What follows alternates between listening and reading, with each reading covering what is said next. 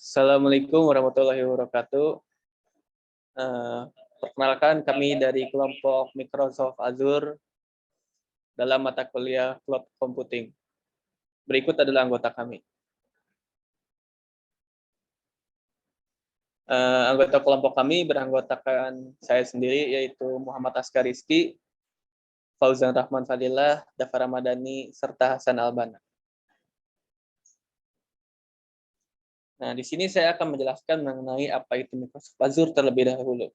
Microsoft Azure adalah salah satu layanan cloud computing yang menyediakan berbagai fitur untuk berbagai kebutuhan bisnis. Nah, contoh kebutuhan bisnisnya yaitu seperti penyimpanan data, pemrosesan data, analisis data, keamanan data, kecerdasan buatan IoT, dan pemrograman aplikasi. Next.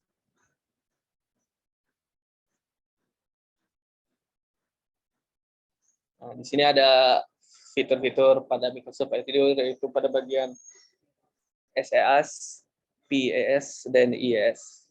Lanjut. Nah, sekarang perangkat lunak sebagai layanan yaitu SaaS mengacu pada penggunaan aplikasi yang disediakan oleh penyedia layanan melalui internet, sehingga pengguna tidak perlu menginstal, mengelola, atau memperbarui perangkat lunak secara lokal. Contoh-contoh fitur yang ada pada fitur perangkat lunak sebagai layanan atau SaaS ada seperti Microsoft 365, Dynamics 365, Power Platform, dan Azure Marketplace. Next.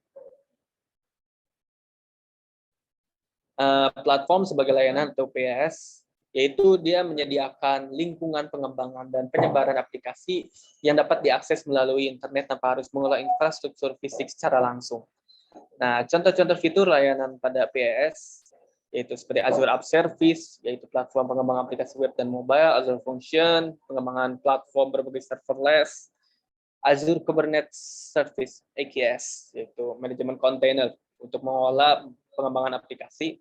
Next. Terakhir adalah infrastruktur sebagai layanan atau IaaS, yaitu dia menyediakan infrastruktur komputasi seperti server, penyimpanan, jaringan, dan mesin virtual melalui internet, sehingga pengguna dapat mengelola dan menggunakan infrastruktur tersebut tanpa harus memiliki atau mengelola infrastruktur fisik secara langsung. Contoh-contoh fitur pada IaaS yaitu Azure Virtual Machine, yaitu virtual machine pada Azure, Azure Virtual Network, yaitu kita dapat mengelola jaringan virtual dan mengkhususkan akses aman ke mesin, Azure Storage, yaitu penyimpanan cloud pada Azure, dan terakhir Azure Site Recovery, yaitu menyediakan solusi pemulihan bencana untuk lingkungan virtual dan fisik. Nah, selanjutnya akan dijelaskan oleh Fauzan Rahman Fadilah. Jadi ini mau habis dari tadi.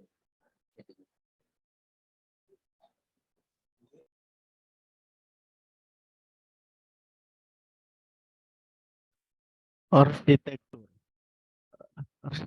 Microsoft Azure berbasis pada model awal cloud yang menggabungkan sumber daya dan terdistribusi dan terkelola secara otomatis di seluruh pusat data Microsoft Azure di seluruh dunia.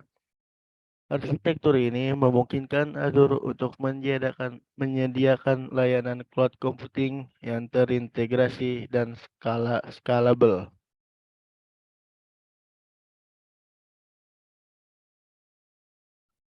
Komponen arsitektur Microsoft Azure, yaitu pusat data.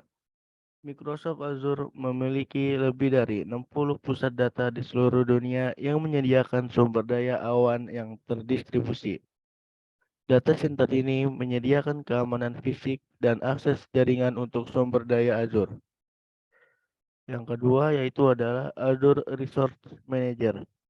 Azure Resource Manager adalah layanan manajemen sumber daya yang memungkinkan pengguna untuk membuat, mengelola, dan membayar sumber daya cloud mereka dalam satu lingkungan. Yang terakhir adalah Virtual Machine. Azure menyediakan mesin virtual yang dapat diatur dan dikonfigurasi sesuai kebutuhan pengguna. Mesin virtual ini dapat berjalan pada berbagai sistem operasi dan dapat diatur dalam jaringan virtual yang terpisah. Keunggulan Microsoft Azure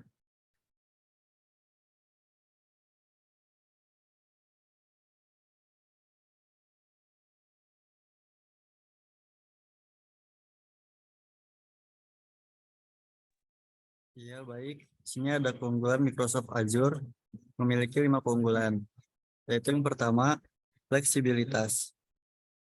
Azure menyediakan berbagai layanan yang dapat disesuaikan dengan kebutuhan bisnis dan dapat diintegrasikan dengan teknologi lain. Yang kedua, ada integritas yang kuat. Azure memiliki integritas yang kuat dengan produk Microsoft lainnya seperti Office 365, Dynamics 365, dan Windows Server. Lanjut.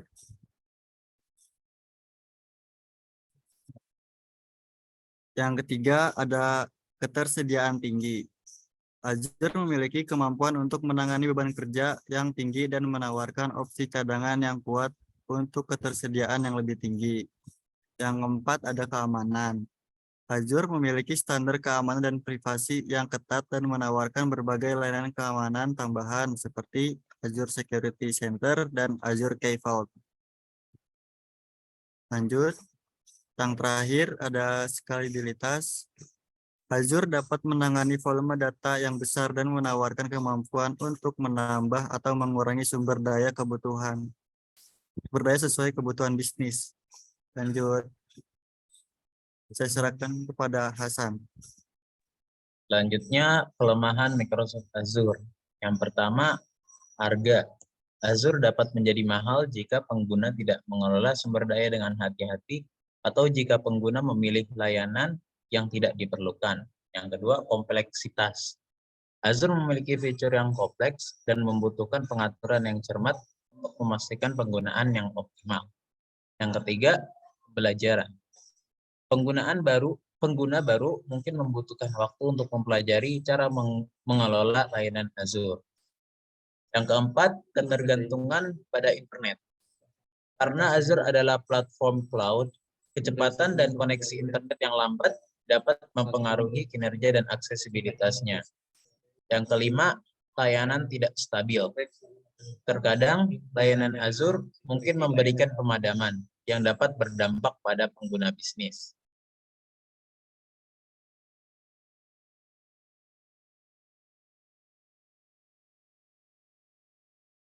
Selanjutnya akan dijelaskan oleh Fauzan. Komponen arsitektur Microsoft Azure. Storage untuk menyediakan layanan penyimpanan, networking untuk menyediakan layanan jaringan, dan security menyediakan berbagai layanan keamanan.